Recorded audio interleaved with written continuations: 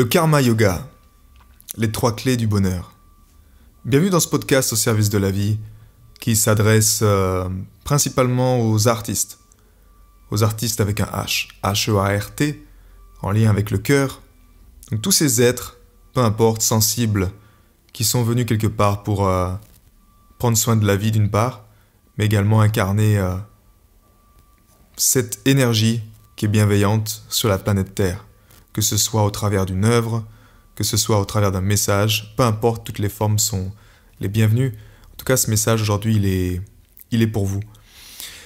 Et cette première clé du beau bonheur en lien avec le Karma Yoga, qui est le yoga de l'action, c'est de ralentir le rythme, de calmer le mental. Calmer le mental, naturellement, chacun a sa pratique, que ce soit en fonction de, nos prédispositions, notre mode de fonctionnement. Ça peut être d'utiliser des techniques du mental pour calmer le mental, ça peut être des personnes qui vont être plus sensibles, ça va être un moyen d'être plutôt dans la dévotion, une pratique comme l'harmonisation du cœur, d'harmoniser la matière quelque part. Pour d'autres qui vont être beaucoup plus au niveau contact physique, ça peut être du tantrisme. Chacun doit trouver en fait la façon qui est juste pour lui de calmer le mental.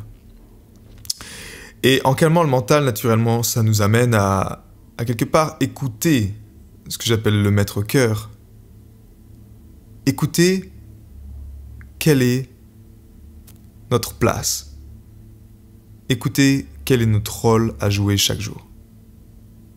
Mais sans calmer les interférences du mental, il est plutôt difficile parce que, soyons honnêtes, nous sommes dans un monde de distraction, dans un monde où il y a beaucoup de perturbations, beaucoup de bruit, ce qui peut effectivement impacter, influencer négativement la qualité de réception de l'information. Au sein du programme, en tout cas, Miracle 21, qui est dédié aux artistes, 21 jours pour vivre pleinement son potentiel, on recommande de faire l'harmonisation du cœur tôt le matin. Pourquoi ? Parce qu'effectivement, avant que le monde se réveille, du moins les êtres autour de nous, parce que de l'autre bout de la planète, les êtres sont naturellement éveillés, mais autour de notre environnement, eh bien, en pratiquant on va dire une pratique méditative tôt le matin, que ce soit à 5h30 ou 6h, ben la qualité de réception, la qualité de présence est bien meilleure. Recevoir cette information, c'est prendre notre place, c'est-à-dire trouver enfin quelle est cette chose sur laquelle on est heureux de faire, cette activité, cette mission de vie, ce qu'on appelle, cette chose qui nous rend heureux. Sans prendre ce temps-là, il est difficile de savoir quelle est notre place et également comment prendre cette place-là, comment la prendre pleinement pour le faire. Chacun, encore une fois, doit trouver ce qui est juste pour lui, mais cette première règle en or pour le bonheur, ça va être vraiment ça, ça va être de calmer le mental, et ça va être d'écouter dans le silence de son mental, d'écouter dans son cœur, quelle est la direction de ses battements. Qu'est-ce qui m'inspire ? Et ça peut être simplement, au quotidien après, une fois qu'on est vraiment connecté à ça, de ressentir qu'est-ce qui nous appelle. Quelles sont ces expériences en les vivant au quotidien qui nous font « waouh !»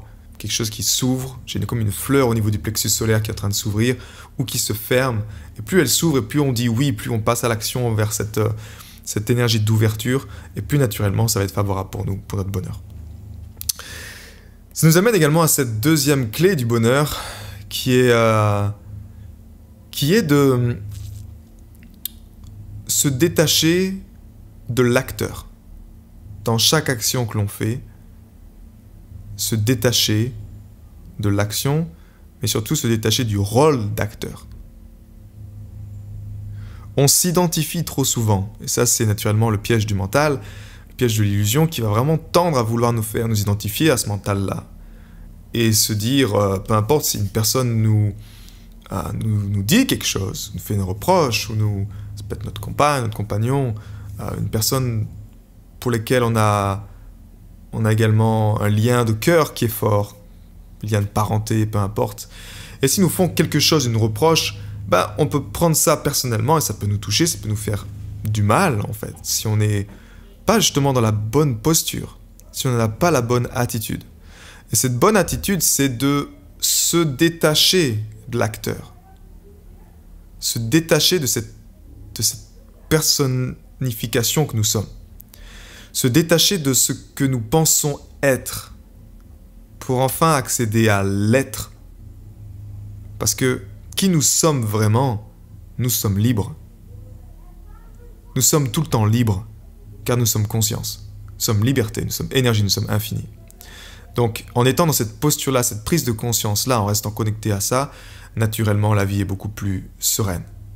Parce qu'on se détache et on prend conscience qu'en fait, ben, la plupart du temps, on rencontre des gens, mais ces gens-là, ben, ces êtres, ils pensent qu'ils sont une identité, ils pensent qu'ils sont cette personne-là, et ils viennent nous partager cette identité, et nous, on est quelque part juste là pour jouer un rôle, pour les conforter dans cette identité, pour dire oui, tu es cette personne-là. Alors qu'au fond, si on ouvre justement cette porte du cœur, on prend conscience que nous sommes tous conscience, nous sommes tous énergie, et que nous sommes tous là juste pour célébrer ça, pour prendre soin de ça, pour amplifier ça encore plus, juste pour prendre conscience de ça. Mais naturellement, les choses du quotidien, la matrice actuelle fait que nous tombons dans le piège du mental et, bien oui, nous voyons un policier comme un policier. Nous voyons un autre être, un banquier comme un banquier, avec peut-être une notion négative derrière. C'est comment le mental va va s'activer à chaque expérience que nous vivons. Donc la clé ici, encore une fois, c'est vraiment de faire ce pas en arrière.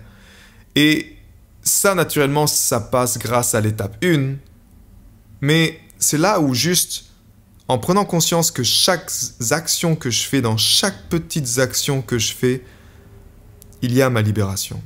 Je me libère dans chaque petite action. C'est pas juste, je fais ma méditation le matin, et puis après j'ai ma journée, et je dois vivement la méditation du lendemain. C'est plutôt non, c'est comment dans chaque moment présent, dans chaque instant, je suis capable de me libérer, je suis capable de faire ce pas en arrière de conscience et de me dire wow. Et de prendre cet écart-là. Dans cet espace où nous sommes personne et nous sommes tout à la fois. Nous ne sommes pas là, mais nous sommes très présents à la fois. C'est cette posture-là qui est encouragé en tout cas pour les artistes, également pour tous les êtres qui ont cette âme de créateur. C'est seulement de cet état de paix-là que nous pouvons créer, que nous pouvons également incarner notre œuvre au meilleur de notre potentiel, parce qu'il n'y a pas d'interférence du mental. Nous savons qui nous sommes, et un point c'est tout. Alors peut-être cette posture-là, peu importe ce qui se passe à l'extérieur, peu importe ce que tu penses, c'est ce que tu penses, tout est parfait. Peu importe ce que je fais également, naturellement, dans ce que je fais avec cette posture-là, il va y avoir une notion de conscience, il va y avoir une notion de faire les choses justes, je sais que c'est juste pour moi de vous passer ce message aujourd'hui. Ça m'inspire, mais en même temps, dans cette posture-là, je sais également que je communique à tous les êtres sur la planète sont comme moi. Donc, je suis en train de communiquer, de le faire, d'évoluer de mon côté, de le faire pour mieux servir. En même temps, en mieux servant, je me libère moi-même. Parce que je me sers moi-même quelque part. C'est un cercle qui est infini, mais qui est fermé aussi. Donc, c'est le faire pour soi. Et tous les grandes têtes spirituelles sur la planète l'ont fait pour eux, parce qu'ils savent que on a l'impression peut-être qu'ils se sacrifient pour les autres. Non, ils le font pour eux-mêmes. Parce qu'en le faisant pour les autres, on le fait pour soi-même. Vu que nous sommes tous conscience. Et que peu importe les êtres que l'on croise sur notre chemin, un exemple simple, c'est vous croisez une personne dans la rue qui porte une cravate verte, elle n'est pas la cravate verte. Elle porte juste une cravate verte. Un autre être dans la rue qui a des chaussures noires, il n'est pas la chaussure noire. Il porte juste une chaussure noire. La même chose avec toutes nos identités que nous nous sommes créées. Une personne peut être en colère, peut vraiment avoir un comportement qui est dérisoire par rapport à vous, mais il n'est pas ça, au fond. On peut partir dans l'extrême avec des personnes qui commettent des crimes, des personnes qui violent des enfants. Ils ne sont pas ça. L'acte ne qualifie pas la personne. Et ça ne veut pas dire qu'il faut encourager les gens à violer. Non, c'est pas ça. Il y en aura toujours vu que le monde est fait plein de choses. Mais c'est juste toi-même comment tu réagis vis-à-vis de ça. Dans ton monde intérieur, comment tu comment le mental se déclenche en fait avec ces stimuli. Toutes ces expériences sont des stimuli et comment toi tu arrives comment tu observes, est-ce que tu arrives à te mettre justement cette posture d'observateur dans lequel tu vas même de te mettre entre le stimuli et la réaction du mental qui va peut-être juger, qui va peut-être dire des choses. Si tu arrives à te mettre au milieu entre ces deux-là, pour juste dire stop, ou juste observer sans jugement et passer à autre chose, comme voir un arbre dans la forêt, c'est juste un arbre. Tu vas pas te dire oh mon Dieu, c'est un arbre, et commencer à juger l'arbre parce qu'il est comme il est, etc. Non, il est simplement. La même chose pour les êtres humains. Et en tout cas, pour revenir sur les artistes, c'est vraiment cette chemin-là de libération qui est personnellement pour moi également la voie de libération qui me convient, à savoir le karma yoga, qui est le yoga de l'action. Donc, la première clé du bonheur, on a parlé, c'est vraiment de calmer le mental, de remettre le mental en simple serviteur du cœur. Le cœur est le maître. C'est lui qui donne la direction, c'est lui qui nous permet également d'écouter quel est notre message, quel est notre chemin à cette planète, en lien avec le maître cœur qui lui ne pense pas mais qui sait tout. Enfin, la deuxième étape, la deuxième clé, qui est vraiment de se détacher de l'action, se détacher de l'acteur. Et ça nous amène enfin à la troisième étape. Et cette troisième étape, qui est en lien avec l'action également, c'est cette notion d'objectif, cette notion de résultat. Et ici également, on va également chercher à se détacher du résultat.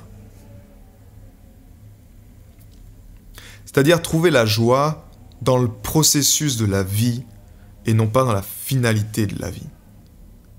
Si on prend l'inverse, si on prend le plus grand piège de l'existence actuelle, qui est en lien avec l'argent, c'est comment nous, la conscience, nous positionnons vis-à-vis de l'argent. On a perdu quelque part, même si c'est parfait actuellement comme c'est, mais on a beaucoup eu tendance à prendre l'argent comme une finalité et non plus comme un moyen. Et ça, effectivement, ça peut être une grande source de tristesse, une grande source de fatalité au quotidien. De se lever et se dire je le fais juste pour payer les factures, ou juste pour acheter ça, ou juste pour quelque chose qui nous détache du moment présent, qui fait que c'est pour quelque chose d'autre, pour le futur. Mais qui est donc dans la séparation. La clé de se détacher des résultats, c'est justement d'arriver justement dans cet état d'être, dans cet espace où on apprécie le processus, on apprécie chaque instant. On insuffle la vie dans chaque instant, et aussi petite l'action, peu importe ce que l'on fait, mais c'est trouver justement la joie dans chaque instant. Que ce soit devant une pile de vaisselle à la maison, c'est juste se poser la question, est-ce que je fais vite la vaisselle pour reprendre mon téléphone et regarder les réseaux sociaux, ou est-ce que je peux trouver la joie dans juste cet instant-là, ce mouvement-là? À la même chose, composer une chanson, est-ce que je fais ça juste pour avoir une chance d'être placé dans une musique de film, ou avoir plus de followers sur Facebook, Instagram, peu importe, avoir plus de streams sur Spotify, ou est-ce que je le fais juste parce que je suis en train vraiment d'apprécier ce moment-là? Mais naturellement, quand les trois étapes fonctionnent en harmonie, eh bien, tout a une finalité quelque part. C'est pas comme si on le fait pour rien. C'est pas comme si t'es juste là pour le faire et t'as pas organisé derrière la structure, que ce soit pour récolter peut-être tes royalties ou que ce soit pour être payé. Non, tout est fait parce que ça a du sens, mais en même temps, tout est tellement fait naturellement qu'il y a une structure qui est solide, qui est résiliente entre ces trois choses. Et sans ça, naturellement, si on s'abandonne juste avec la troisième étape, à savoir, ok, je me détache des résultats, donc je fais juste des actions pour faire des actions, ça n'a aucun sens. Et oui, là, tu es perdu dans l'activité. Et tu confonds l'activité avec l'accomplissement. L'accomplissement ne peut être que accompli que s'il y a un phare, s'il y a une vision claire et précise. Et cette vision claire et précise, elle est... La meilleure source de la vision doit être le cœur. Doit être cet espace où tu prends le temps de ralentir ton monde intérieur et d'écouter quelle est cette vision et quelle est juste la prochaine étape logique pour atteindre cette vision. Parce que si tu es juste dans le mental ou dans cet espace-là qui te dit tu dois faire ça pour gagner de l'argent, pour juste là, naturellement ça ne va pas être une source de satisfaction, ça va être juste quelque chose de temporel, un plaisir temporel, et après il t'en faudra trouver un autre pour avancer. Se détacher des résultats. Ne pas faire cette action pour le résultat, mais juste trouver la joie dans le moment présent avec l'action. Parce que c'est ce pourquoi je suis fait. Tu ne pourras pas trouver de la joie dans une action qui n'est pas faite pour toi. À l'image de la coccinelle qui fait son job sur la planète Terre, tu as une couleur à apporter, tu as une couleur à développer. En apportant cette couleur-là au monde, en le faisant, tu as la joie, tu accèdes à la grâce, parce que tu es faite pour ça. Mais ce n'est pas toutes les actions qui t'amèneront à ça. Par contre, tu peux toi-même t'entraîner à justement arriver à trouver la paix intérieure dans toutes les actions que tu fais au quotidien. Mais dans ta contribution, tu auras une action qui correspondra, je dirais, à 20% de toutes tes actions. Et ce sera ces actions-là, cette action-là, qui t'apportera le plus de bonheur et qui te fera savoir que tu es sur le bon chemin. Pour moi, par exemple, ça peut être chanter, composer de la musique, ça peut être partager mon art avec le monde à l'extérieur, ou être avec mes enfants, peu importe, avec ma compagne, mais ça représente que 20% de toutes les actions au quotidien. Par contre, ça ne veut pas dire que les 80%, les autres actions, eh bien, je vais être frustré, je vais être en colère, Non, je vais trouver la joie dans ces actions-là, grâce à ces 3 clés du bonheur que je viens de t'énoncer. Parce que je me détache, je ne suis pas l'acteur, je suis juste l'instrument, et donc je ne m'identifie pas aux pensées, je ne m'identifie pas à ce qui est là. C'est pas je suis en colère, c'est plutôt il y a de la colère, et c'est chouette de voir qu'il y a de la colère. C'est chouette de la vivre pleinement, cette colère. C'est vraiment chouette de la vivre. Mais il y a de la colère, je ne suis pas la colère. Je ne crée pas cette tension avec cette émotion-là. Et surtout quand tu es artiste, tu dois pouvoir avoir cette palette émotionnelle de couleurs qui soit disponible pour toi, pour la prendre et pour pouvoir l'exprimer. Si j'ai besoin de la tristesse, je vais puiser dans mon réservoir d'émotions qui est, ok, tristesse, waouh. Je peux connecter à la tristesse et je vis ma tristesse. Et je l'incarne avec mon œuvre, je la transmute en vibration musicale, en vibration artistique, en couleur sur une peinture, en écriture, par un texte, peu importe. Calmer le mental, première étape, écouter le maître-cœur pour trouver sa voix. Deuxième étape, ne pas s'identifier avec l'acteur, comme étant l'acteur. Donc se détacher des actions. Troisième étape, se détacher également du résultat des actions. Peu importe ce qui se passe, ça se passera. C'est pas grave. Si ça échoue, c'est pas grave. Parce que je sais que j'ai fait du mieux que j'ai pu, et je sais que c'est juste pour le moment. Ces 3 actions-là, ces 3 étapes, 3 clés du bonheur, tu les retrouves, en tout cas dans la pratique de l'harmonisation du cœur. Qui sont ces 3 étapes qui sont reconnexion, harmonisation et intégration. Reconnexion, pour se reconnecter, calmer le mental et se reconnecter au maître-cœur. L'harmonisation pour justement harmoniser tous ces schémas du mental qui te font t'identifier avec le mental, qui te font souffrir au quotidien. Donc tu harmonises ça en faisant ce petit pas en arrière de conscience, en te remettant à la bonne place. Et la 3e étape, intégration, qui est vraiment là de l'intégrer au quotidien dans chaque action, en étant présent dans chaque action, en étant créateur, en étant dans la joie, peu importe la finalité, peu importe les résultats derrière, c'est ok, mais je suis acteur, je suis co-créateur. J'agis chaque jour je n'ai pas d'interférence à faire les choses qui sont justes pour moi, qui m'apportent du bonheur et qui apportent du bonheur pour le monde entier.